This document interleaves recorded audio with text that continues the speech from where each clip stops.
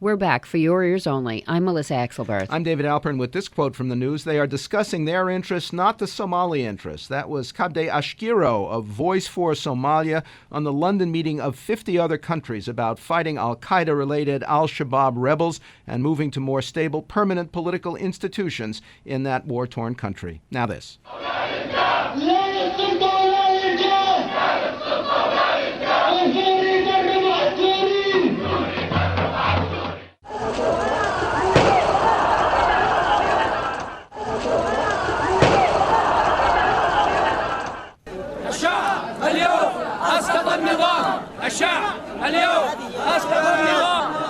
For a generation or more, our next guest maintains, the Arab world was misperceived as passive, humbled, humiliated by brutal and corrupt dictators and neo-colonial foreign powers.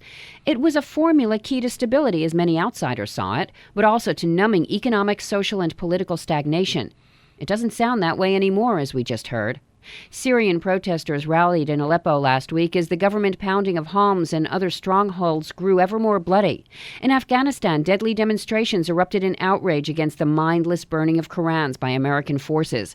And there was joyful chanting and cheering in Yemen to mark an election that finally, peacefully, ousted longtime president and U.S. ally Ali Abdullah Saleh. All this as we mark a year since the so-called Arab Spring saw more and less peaceful change in Tunisia, Egypt, and Libya.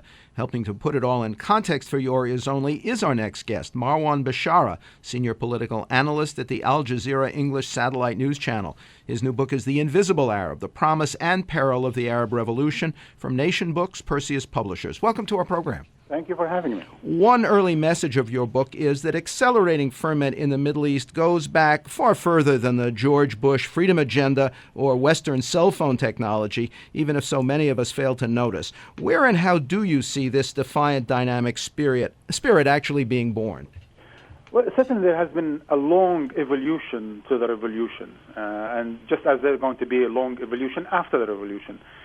Some observers would like to pin it down to one event or one particular issue, such as the Bun Azizi setting himself on fire. Some others would like to talk about George Bush. In fact, this has been decades-long struggle for freedom by those what I call the invisible Arabs, the civil society activists, the community organizers, the human rights lawyers, and others, intellectuals and so on and so forth, that were imprisoned, that were tortured, that were sent to exile over many, many years. In fact, the Tunisian president, who is today president, was for 30, 40 years one of those human rights activists. And indeed, back in 1970, he went to India to study nonviolent action for democratic change in his country. So imagine this has been 40 years now, and today he is the president. So this has been, long time coming.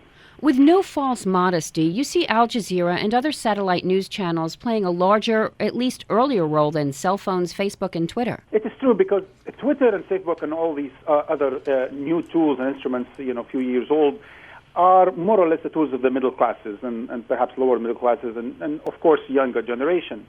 But satellite television has reached basically every other household in the Arab world. Everyone with a dish, including in refugee camps in Somalia and Lebanon, they have dishes and they're able to see Al Jazeera. And for almost 2 decades now, Al Jazeera was the catalyst. And as your listeners probably know, the fact that it is an Arab revolution is because everyone speaks Arabic. And in a sense, Al Jazeera was that avant-garde network that were able to be the public square of the Arab world, where people debated, talked issues for the first time in history, in a way bringing their energies collectively together for the first time. But at another point in your book, you say in retrospect the changes in Tunisia and Egypt can be seen as military coups at least as much as popular revolutions. That's true, David, because in the midst of revolution, smart generals took advantage, understood where change has been, where change was going, turned against the dictator and held onto their seats, if you will, even became a bit more powerful in the countries. But I think it's coup d'etat in the midst of revolution, and in a way, Today, the revolution remains on the offensive, and the generals are on the defensive in these countries.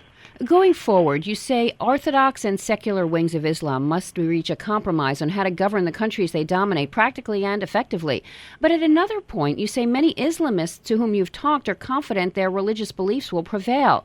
And we see the Taliban in Afghanistan still willing to fight and die for what the West sees as a great leap backwards, especially for women and girls.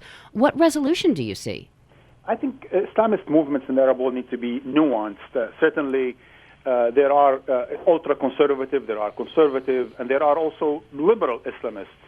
So in a way, there is no comparison between the Taliban in Afghanistan, for example, and the Muslim Brotherhood that has just won in a major bloc in Tunisia and Egypt. Those parties that won under the revolutionary slogans of freedom and democracy have accepted the democratic rules of the game, do want to pursue a civic constitution along with secular parties.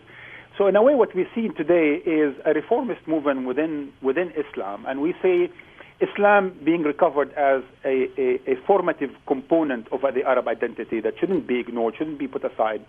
Just like as Christianity is a formative identity in the West, Islam is in the East. But that shouldn't mean going back to the Middle Ages or to the 6th century. What it means is move forward in a more liberal, more open, more democratic way. What to do about Syria was the big question last week. The Saudis, Turks, and British are talking about flooding more arms to the opposition. Washington worries about empowering extremist forces or warring ethnic groups, as we now see in Libya after Western intervention. What's your view? I'm worried about Syria. In fact, I'm worried about the whole Arab East because of Syria. Syria is a very important central country there, and it could escalate into civil war along the lines perhaps of sectarianism, in a way with an spillover effect to its neighbors, and hence the entire region really could go up in flames if this continues to escalate.